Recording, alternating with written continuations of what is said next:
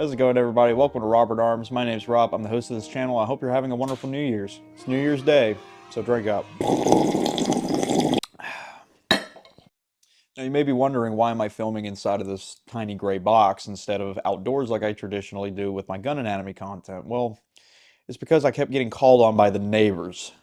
It's mostly due to the gunshots. You'd think we live in a free country, but here we are.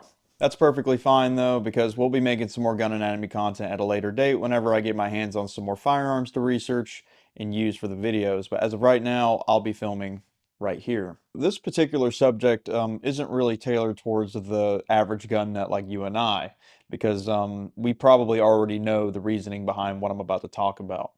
But generally, this is mostly for the first-time gun owner or a person who's being introduced to firearms. And really, this is about pistols.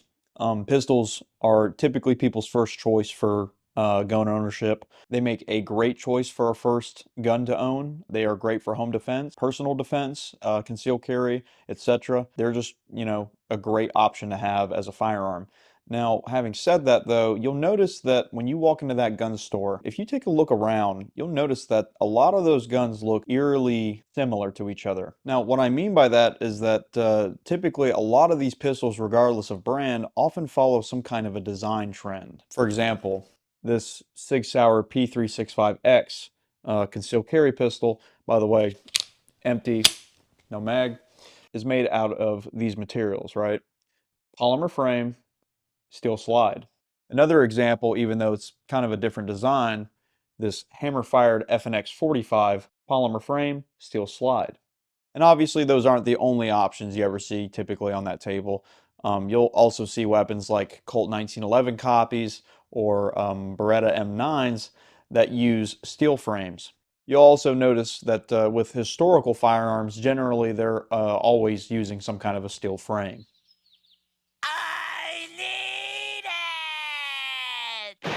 Though generally speaking, most first-time gun owners or people who are looking to buy a new pistol are going to gravitate towards buying that polymer-framed steel slide pistol. Now, the biggest reason for that is mostly due to the invention of the Glock.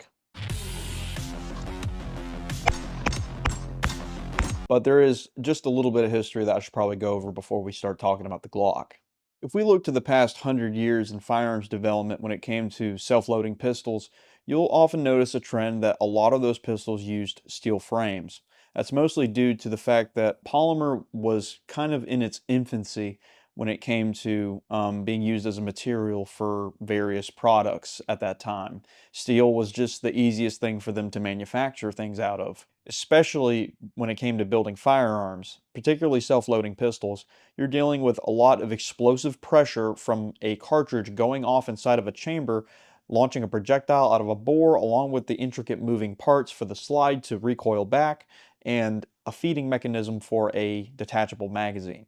With all of those being design considerations at the time, steel was an ideal candidate to manufacture those out of. Over time, many driving factors would cause self-loading pistol manufacturers to innovate their designs, like requests from police and military organizations looking for pistols that have a lighter weight and higher capacity, or for manufacturers to find a cheaper alternative for mass production without sacrificing the reliability of the design. When polymer was discovered and developed into a light and dense, cost-effective material to make into products, this would lead engineers at a firearms company called H&K to develop the first polymer-framed pistol, the VP70. Now, at the time, this was a very innovative idea. Nobody had ever done it before. It used the polymer frame to make it more lightweight, easy to produce, and it had a very high capacity.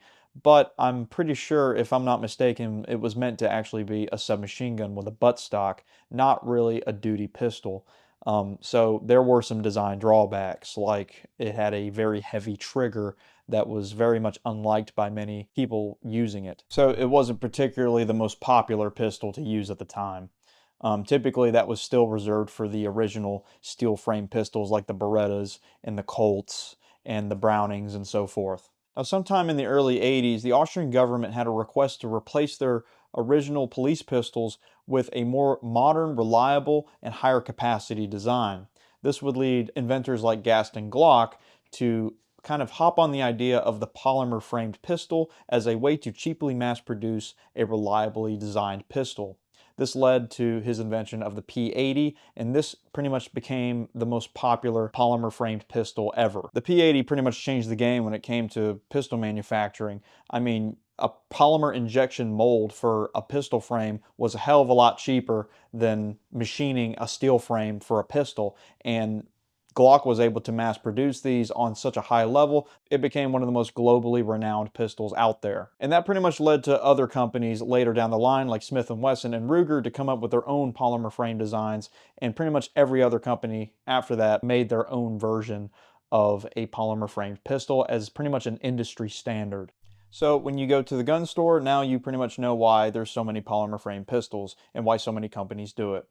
I hope you have learned something from this video. Really, that's ultimately the goal of why I make these videos, so that people who are too unfamiliar with firearms or are just now getting into it can pretty much have a basic understanding of how these weapons are manufactured and why they're so popular.